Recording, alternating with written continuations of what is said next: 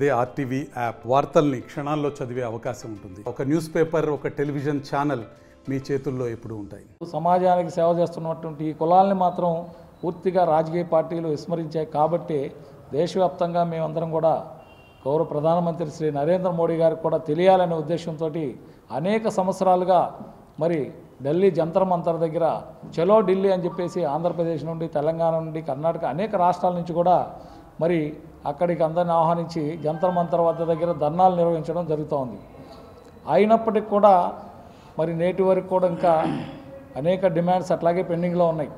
అనేక సంవత్సరాలుగా మహిళా రిజర్వేషన్లో సబ్ కోటా పెట్టండి, ఎందుకంటే ఈరోజు కనీసం 50 కోట్లు లేనిది ఎమ్మెల్యేగా కానివ్వండి, 100 కోట్లు లేనిది ఎంపీగా కానీ పోటీ చేసే పరిస్థితి లేదు, అందరికీ తెలిసిన విషయమే. అయినప్పటికీ ఒక బీసీలు ఈ వృత్తుల మీద ఆధారపడినటువంటి వారు ఆ యొక్క ధనం 100 కోట్లు 50 కోట్లు పెట్టి ప్రజాప్రతినిధులు అయ్యే అవకాశం లేదు. కాబట్టి మేము ప్రధానంగా అనేక సంవత్సరాలుగా, అనేక దశాబ్దాలుగా ఢిల్లీ జంతర్ మంతర్ దగ్గర అలాగే రాష్ట్రాల్లో కూడా ధర్నాలు, రాస్తారోకలు, సమావేశాలు, సభలు పెట్టి మరి ప్రభుత్వాల మీద ఒత్తిడి తెస్తున్నప్పటికి కూడా నేటికి కూడా మా యొక్క డిమాండ్స్ ఏది కూడా మరి అమలైన సందర్భం లేదు. అందుకనే గౌరవ ప్రధానమంత్రి నరేంద్ర మోడీ గారికి మేము ముఖ్యంగా మీ ద్వారా తెలియజేసేది ఏంటంటే, చట్టసభల్లో ఏ అయితే ఈ 60% పైన ఉన్నటువంటి జనాభా దేశవ్యాప్తంగా చూస్తే సుమారుగా 3700 కులాలు ఉన్నాయి, ఓబీసీ కులాలుగా, బీసీ కులాలుగా. మరి ఇంత జనాభా ఉన్నటువంటి ఈ వర్గాలకి సరైన న్యాయం జరగాలి అంటే చట్టసభల్లో 50% రిజర్వేషన్లు అమలు చేస్తే, ఎస్సీ ఎస్టీలకు ఏ విధంగా అయితే రిజర్వేషన్లు ఉన్నాయో ఈ బీసీలు కూడా ఆ విధంగా రిజర్వేషన్లు అమలు చేస్తే ఖచ్చితంగా ఈ వర్గాలు రాజ్యాధికారంలో భాగస్వాములు అవుతారని అది ప్రధాన డిమాండు. హైకోర్టు, సుప్రీంకోర్టులో కూడా బీసీలకి మరి ఖచ్చితంగా ఇది రిజర్వేషన్ అమలు చేయాలని చెప్పేసి మేము డిమాండ్ చేస్తూ ఉన్నాం. అలాగే బీసీలకి క్రిమిలేయర్ అని చెప్పేసి 8 లక్షల ఆదాయము పైనున్నటువంటి వారికి క్రిమిలేయర్ అని చెప్పేసి వారిని కొన్ని ఈ యొక్క ప్రభుత్వ వీటిల్లో అర్హత లేకుండా చేస్తున్నారు. 8 లక్షల పైన ఆదాయం బీసీ ఏదైతే బెనిఫిట్స్ ఉన్నాయో అవి క్రిమిలేయర్ తొలగించాలని చెప్పేసి కూడా మేము డిమాండ్ చేస్తున్నాం.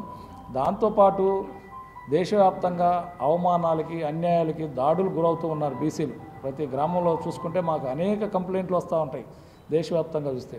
మరి కాబట్టి ఎస్సీ ఎస్టీలకు ఏ విధంగా అయితే రక్షణ చట్టం ఉందో జాతీయ స్థాయిలో బీసీలకు కూడా రక్షణ చట్టాన్ని తీసుకురావాలని చెప్పేసి కూడా మేము డిమాండ్ చేస్తూ ఉన్నాం. అలాగే మరి ఈ వర్గాలు ఏవైతే బీసీ వర్గాలు ఉన్నాయో రాజకీయంగా, సామాజికంగా, ఆర్థికంగా, విద్యాపరంగా కూడా పూర్తిగా వెనుకబడి ఉన్నారు. కాబట్టి ఈ వర్గాల అభివృద్ధి కోసం మరి బడ్జెట్లో కూడా బీసీలకు ప్రత్యేక బడ్జెట్ కూడా కేటాయించాలని చెప్పేసి మేము మరి ఢిల్లీ జంతర్ మంతర్ దగ్గర అనేక సంవత్సరాలు చేస్తున్నాం. ఇప్పుడు కూడా మరి ఈ నెల 16వ తారీఖున జరగబోయేటువంటి జంతర్ మంతర్ వద్ద జరగబోయేటటువంటి చలో ఢిల్లీ కార్యక్రమానికి రాయలసీమ ప్రాంతం నుండి కూడా అధిక సంఖ్యలో బీసీలు పాల్గొని ఆ యొక్క కార్యక్రమాన్ని జయప్రదం చేయాలని చెప్పేసి కూడా మేమందరూ కూడా మీ ద్వారా విజ్ఞప్తి చేస్తూ, ఇవాళ జాతీయ బీసీ సంక్షేమ సంఘం జాతీయ అధ్యక్షులు లాగా వెంగళరావు గారు కడపకు విచ్చేసినటువంటి సందర్భంగా చలో ఢిల్లీ ప్రోగ్రాంకు కడపలో ప్రెస్ మీట్ పెట్టడం జరిగింది. ఆయన లాగా వెంగళరావు గారు మునుపు రాష్ట్రమంతా పర్యటించి బీసీలను ఐక్యత చేసే దాంట్లో ఎన్నో సంవత్సరాలుగా బీసీల కోసం పోరాటాలు చేస్తున్నటువంటి వ్యక్తి లాగా వెంగళరావు గారు.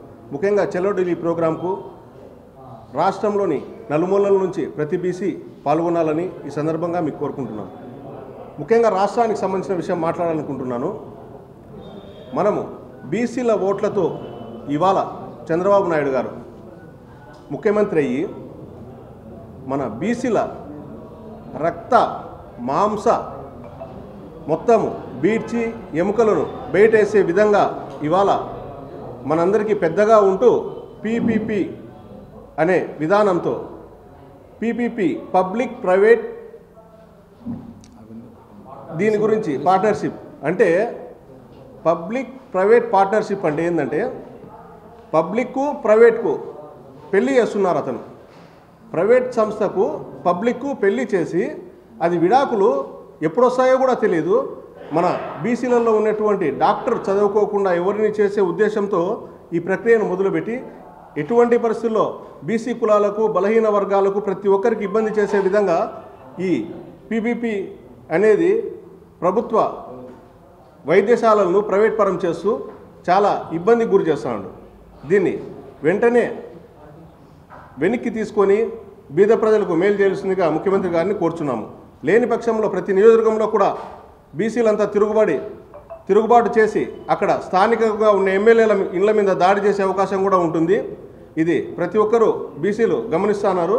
ఆలోచింపజేసి కొంచెం మార్పు తీసుకొని వచ్చి ప్రభుత్వ వైద్యశాలను ప్రభుత్వంలోనే నడిపే విధంగా చర్య తీసుకోవాలని ఈ సందర్భంగా కోరుకుంటున్నాం. మరిన్ని వీడియోస్ కోసం ఛానల్ ని సబ్స్క్రైబ్ చేయండి. లేటెస్ట్ అప్డేట్స్ కోసం వాట్సాప్ ఛానల్ ని ఫాలో చేయండి. అండ్ లింక్ డిస్క్రిప్షన్ లో ఉంది.